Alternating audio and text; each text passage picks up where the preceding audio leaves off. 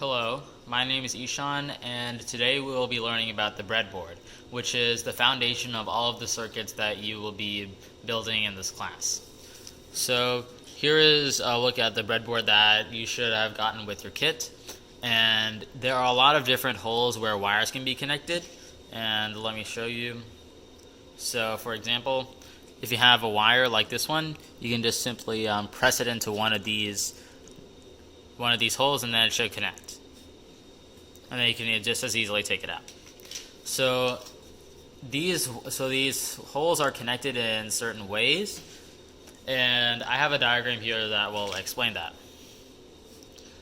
So this diagram, it's very similar to our breadboard that we have over here, and it shows the different connections that all of the holes have.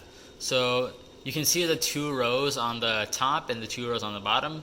Those are all connected horizontally.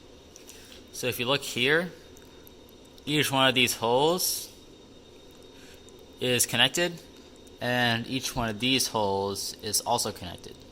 But these two rows are not connected to each other at all. And the same goes for the bottom rows. There is a top row, and all of these holes are connected to each other all the way until the end. And the same goes for the bottom row, all the way until the end.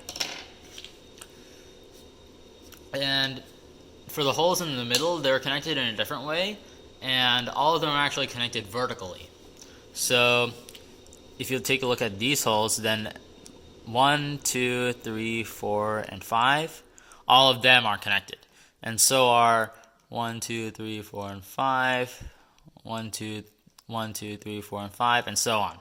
But these two holes are not connected, and there's also a divide between this set of holes and this set of holes. So the hole from here is not automatically connected to a hole from here. So these are all sort of independent of each other until you put a wire that connects both of them. So let's just say if you want to connect this hole or this set of holes and this set of holes. So then what you could do is you could get a wire and place it in here, and then you could also place the other end somewhere in here, and then that would connect both of them, and it would allow electricity to run across it. So now we're also going to be building a basic LED circuit where the LED will turn on if a button is pressed. So I'll be going over each of the components that we'll be using. So we have the breadboard, which we just discussed, and we have wires, which can be stuck into the breadboard to allow current to run between two sets of holes in the breadboard. You have the LED, and the LED is there's going to be two wires running out of it, and when you have it in the kit, it's going to be looking like, one second, it'll look like this, with one of the wires being slightly longer than the other. But then in this LED, I've bent it so that both of the ends are equal, and that'll be easier to stick into the breadboard. And it's important to know which one is longer and which one is shorter, because LEDs are actually one way. And if current runs through them in the opposite direction than intended, then the LED won't light up. But if it does run in the correct direction, then the LED will light up. So that will be important. So you have the LED. And then next you have the battery. So this is the battery you'll be using. It's 9 volts, and you probably get something similar in your kit. And it also comes with this attachment to it, and this can snap on easily to the battery like so. And then you'll also have this connector. And this actually connects to another component that I'll be discussing, which is this. So because you're learning about circuits right now, you don't need to worry about any of these other components. It'll be for when we program it in the later part of the course. But what you need to know right now is, first of all, there is a place where you can connect this plug, and it just snaps in like that, and it lights up. it's basically, and it can be considered like a regulatory system for if you're just doing like basic circuitry. Sorry. And the ones that you need to pay attention to are the ones on the bottom. It's labeled 5B and ground, and you don't need to worry about the other ground port for now. So then there's also a set of holes that are related to those. This is the 5V one, and this is the ground one. And you'll actually be putting wires into those. So you'll be putting wires into those for current to go out and back into the circuit. So after that, and we have this setup right here, and then the final component is the button. So this is actually a special button, and it has 4 connections.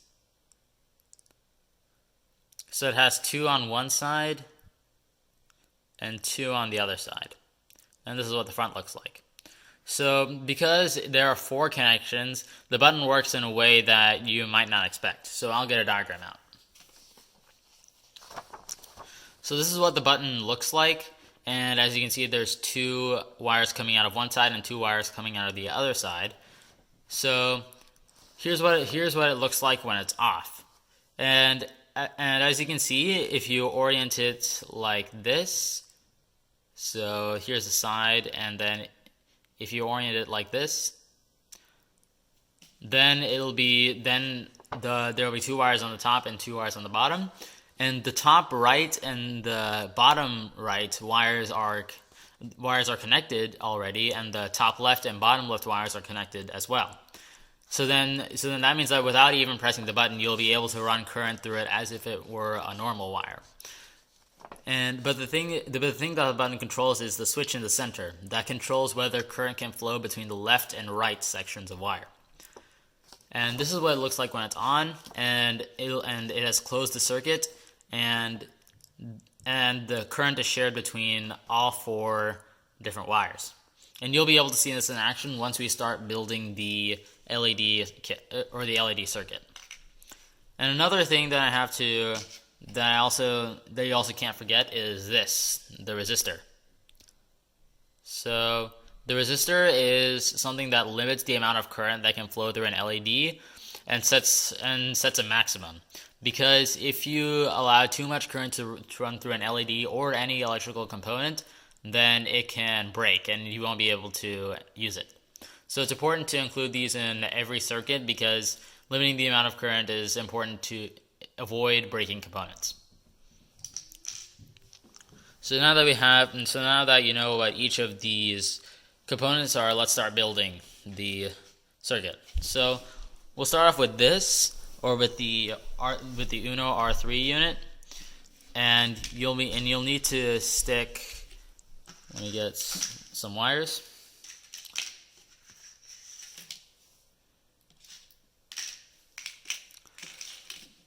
So going back to the ports, you'll need to stick a red wire, or it can be a wire of any color, but red works because it'll help with color coding. So you'll need to stick a red wire in the 5-volt hole, and a black wire in the ground port. And then now what you can do is the 5-volt pin can go in this hole, and that means that this entire row is now sort of an extension of this wire, the red wire. And you can also stick this black wire into the blue lines, which means that it'll make this entire line of holes open to getting the current back to the battery. So now that we've done that, it's time to start building, or it's time to start getting the other components onto the breadboard. So now we need, the current starts in the red wire, then it goes to all of these ports. So what we need to do is we need to have a wire that goes here, and then connect it to one of these horizontal rows. So then that means that this entire row is now going to be powered by the battery, because the battery's power goes from here to here, and then it transfers to there, and finally to here, where it shares that with all of these ports. And then now we're going to be inserting our LED. So I'll be zooming in on this section. So now that we have our LED, then we can put it with the longer end touching this row or this column of ports, and then we can just insert in like that. So then that's our LED, and it'll be ready to be lit up. And then now what we'll be doing is we'll be putting in our button. So I'll just put it here, and you can see that. I can't turn it on right now, but on this side there are 2 contacts, and on the other side there are also 2 contacts. And as you recall, in our diagram, it would be looking like this, and then this is in the off position, and this is in the on position. So in the one in our circuit, we'll only be using this and this. These 2 connections we'll be just ignoring, because if we just connect things to here and here, then it'll sort of act like a traditional switch, in which if you press the button, then if you don't press the button, then it can't flow through, and if you do press the button, then it can flow through. And although current can reach the other side, which is here and here, it won't matter because we won't be putting anything on this side anyway. So back to the circuit. So if we press the button like that, then we'll be allowing current to transmit to this row of holes. And that's where we'll be putting our resistor. So the button goes from this row of holes, or this column of holes, to this column of holes. So now we can just put one of the resistors wires into there, and then we can put the other one into any one of these. So like that, there. And the resistor that we'll be using is 220 ohms. And I'll be talking about the color coding of a resistor in a different video, but in your kit there should be packets like this, and then you'll just need to look for the writing on this. For example, this one is 5K, and then there'll be a much longer packet of these 220 ohm ones, which is about this long, and it'll have 220 printed on it. So that's the resistor that we'll be using. So let me zoom back in on this section. So now that we have the resistor connected to this line of ports, what we need to do is, the circuit's basically complete, but we need to get it back to this wire. So the current starts here, goes here, and then travels through these wires, through the LED, and through the button if you've pressed it, and then through the resistor to limit the current that goes through it. And then now it needs to find its way back to here, to this row. And we'll be doing that using another wire. So let me zoom in. So because the end of the resistor is connected to these 4 ports, you can connect the wire to any one of those ports. So I'll choose this one. And then you need to connect it to the same row as this wire. So then now if I zoom back out, the circuit will be complete if I push this button. So it goes from the 5 volt hole through the red wire, and through this section, and through the yellow wire, and through the LED, and if you press the button, through the button, through the resistor, and through the white wire, and then it travels through this section all the way back to this black wire, which goes back into here, and then both of these connections eventually go back to this battery.